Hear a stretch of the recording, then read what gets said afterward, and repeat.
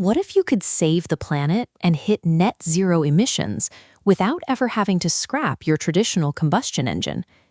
Down at the southern tip of Chile, where the wind blows with brutal consistency, the Haru Oni facility is trying to make that a reality. They use extreme wind energy to split water through electrolysis, then combine the resulting hydrogen with carbon dioxide pulled straight from the air to create synthetic petrol. The result is an e-fuel that is chemically identical to the fossil petrol you pump at the gas station today. You can pour it directly into any existing engine, and it runs without a single modification. Porsche invested $75 million into this project, aiming to keep millions of heritage 911s on the road after the world stops drilling for oil. It's a stunning technological achievement for vintage sports cars.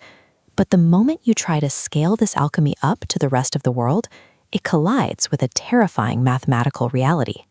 The actual challenge of the energy transition lies in moving the billions of everyday sedans, hatchbacks, and delivery vans navigating cities across the planet. Take a look at this projection of the 2050 global car fleet.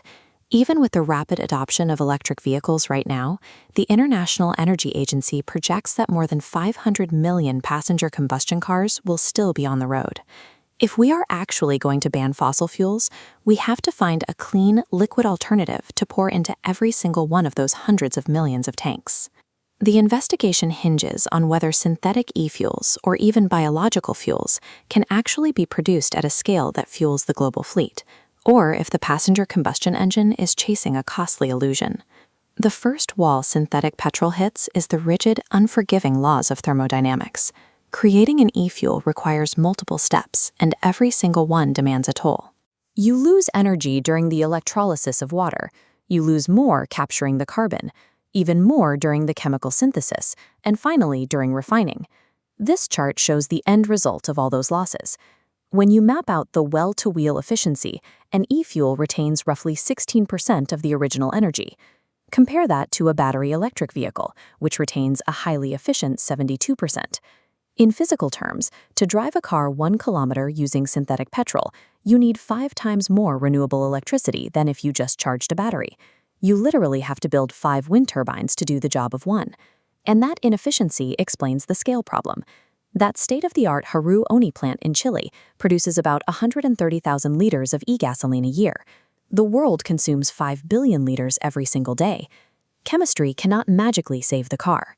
E-fuels are thermodynamically ruinous, wasting more than 4/5 of the energy put into them, making it mathematically incapable of fueling the global passenger fleet this way. If synthetic chemistry is too inefficient, the industry has an alternative: biology. Biofuels are already a mature $26 billion market in Europe alone. The star of this market is hydrotreated vegetable oil, or HVO. It's chemically identical to fossil diesel. You can use it completely pure, and it cuts tailpipe emissions by up to 90%. It sounds like the perfect workaround, until you look at where the raw materials come from. To be sustainable, these fuels rely heavily on massive collections of used cooking oil. But a sprawling, systemic fraud has infected that supply chain. In 2022, Europe imported massive amounts of this supposedly used cooking oil from overseas. But environmental investigators estimate that 80% of it was likely virgin palm oil, fraudulently labeled to look sustainable. The European Union consumed 7 million tons of this oil, 8 times more than they actually collect domestically. The scandal forced the European Commission to slap anti-dumping duties of up to 35% on imports, while several nations are now pushing to create an international biofuels police just to verify what goes into our tanks. So, synthetic fuels waste too much electricity to replace standard petrol, and biological fuels are dangerously constrained by land use and plagued by supply chain fraud. Neither is the mass market savior the automotive industry is hoping for.